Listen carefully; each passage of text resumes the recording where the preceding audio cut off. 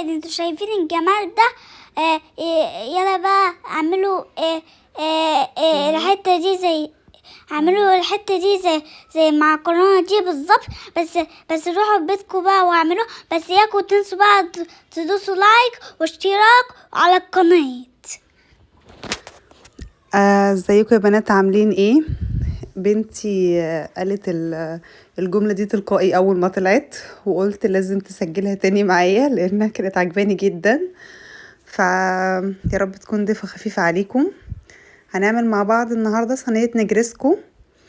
انا اول مرة اعملها برضو معاكم، مش عارفة ليه كل حاجة بعملها اول مرة معاكم. حطيت معلقة كبيرة زيت، وحطيت الفراخ. اول ما الزيت سخن عملت تش كده خفيف، وبعد كده هوت دي تقريبا صدرين فراخ. المهم زي ما انتوا شايفين كده يا بنات، احنا هنفضل الفراخ هتفضل زي ما هي كده، ولا ملح ولا فلفل ولا بصلة ولا اي حاجة تضيفيها عليها، ولا خضار ولا اي حاجة، الا لما المية بتاعه الفراخ كلها تنشف وتبتدي تعمل لون كده اصفر خفيف حلو. تمام. انا ما قلبتهاش غير لما تحت نشفت خالص، فلما جيت قلبتها نزلت ميه تاني زي ما انتوا شايفين كده فقيه. وسلقت المكرونه النجرسكو، بيتعمل بالمكرونه الاسباجيتي، وممكن تعمليها باي نوع مكرونه تاني عادي، مفيش مشكله خالص. بس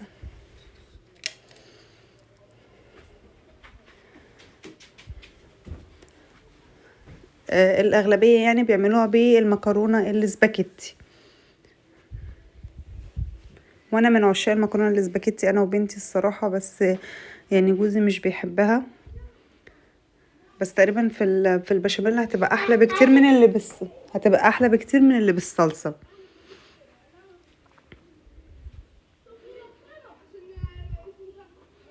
المكرونه لما تيجي تتسلق ما تسلقهاش قوي، لازم تكون يعني تاخد غلوتين كده وما تسلقهاش قوي.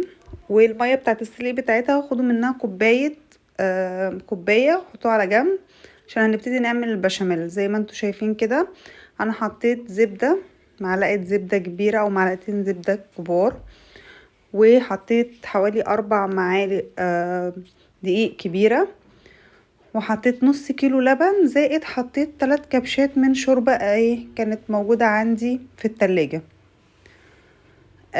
طبعا انت لو حسيت ان البشاميل كلكع منك انت ممكن تحطيه عادي في الخلاط. وانا حطيت كمان معاهم 2 مكعب جبنه، او 2 مثلث جبنه اللي انتوا حابينه، او معلقتين جبنه كريمي، دي برضو ممكن، بتديلها قوام حلو كده كريمي وجميل، وبتدي طعم كمان حلو.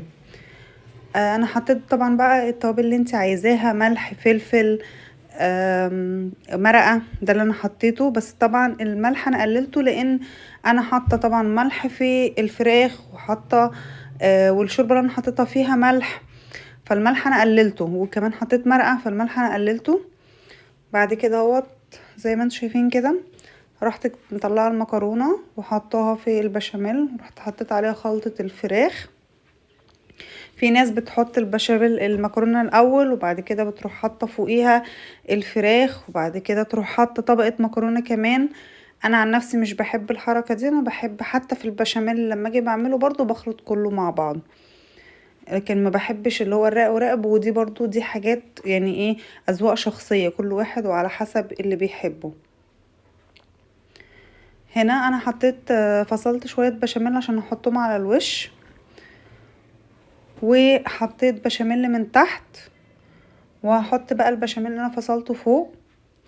وطبعا ما تنسيش البيضه، لازم تحطي بيضه، وبلاش بيضه واحده بس، خليها بيضتين زي اكس لارج.